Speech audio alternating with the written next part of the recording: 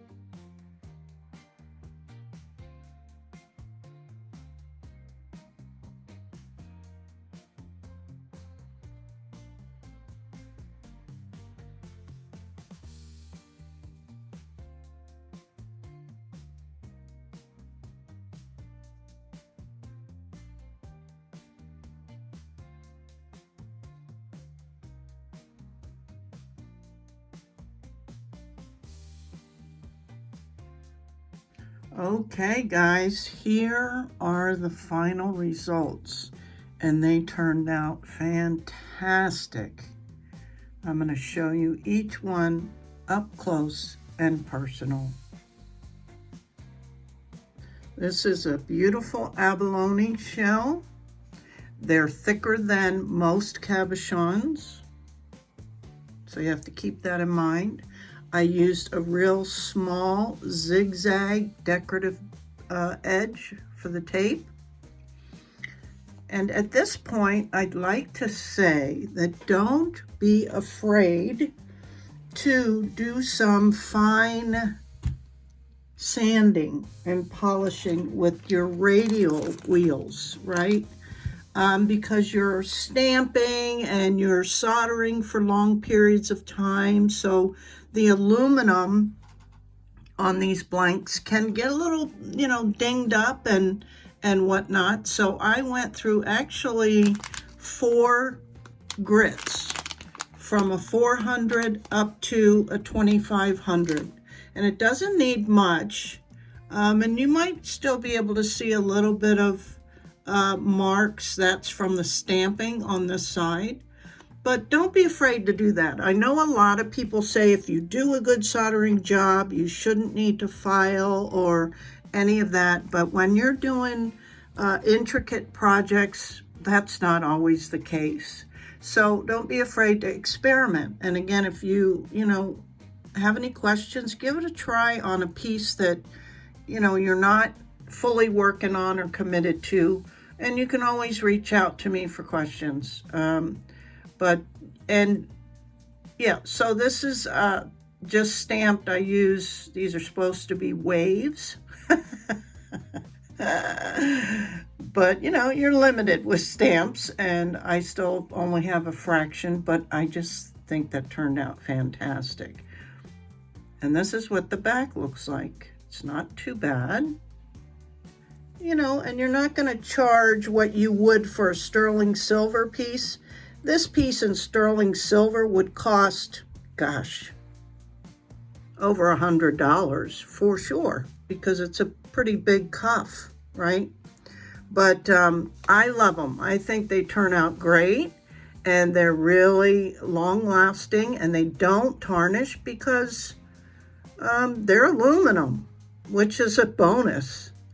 And I'll probably use Protecta Clear on the soldered areas for sure, but there'll be nothing that's needed on the aluminum. So there's the abalone.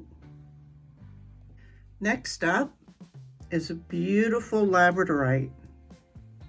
And I used moon, sun, and star stamps on this one.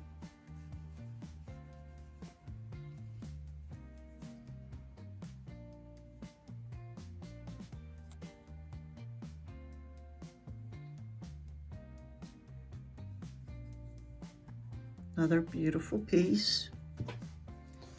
Then we have a gorgeous dark blue colored Amazonite. I think this is a Russian Amazonite.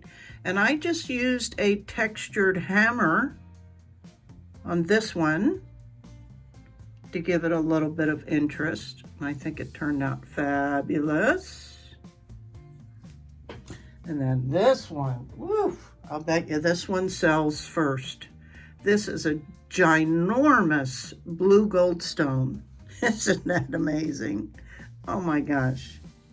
And this one I just did a moon, one moon on either side, and then a bunch of different stars because it reminded me of the Starry Night. This one, I did it a little tighter to go on because it's a bigger stone. But of course, once you get it on, you can adjust it, right? But look at that sucker, holy moly. And the good thing is it might shift a little bit, but it's not going far because it's a cuff and you get to adjust it. Isn't it beautiful? And then last but not least is this cute mini rainbow solar quartz that I did in Moon and Stars. And it's little. It's just a little one.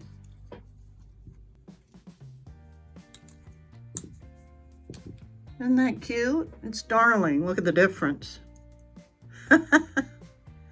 Anyway, they're fun. I have a fun time doing these. And I haven't done a video where I did a whole batch in a while, although I did recently do those rings, and it was another kind of short video. Because I don't know, I get on a roll, and I'm like, just doing one, but I need to learn my limits. But anywho, okay guys, hope you enjoyed that. Sorry about the bouncing camera. Look at that baby, oh my goodness. All right, thanks, I appreciate all your support. Okay, until next time, bye.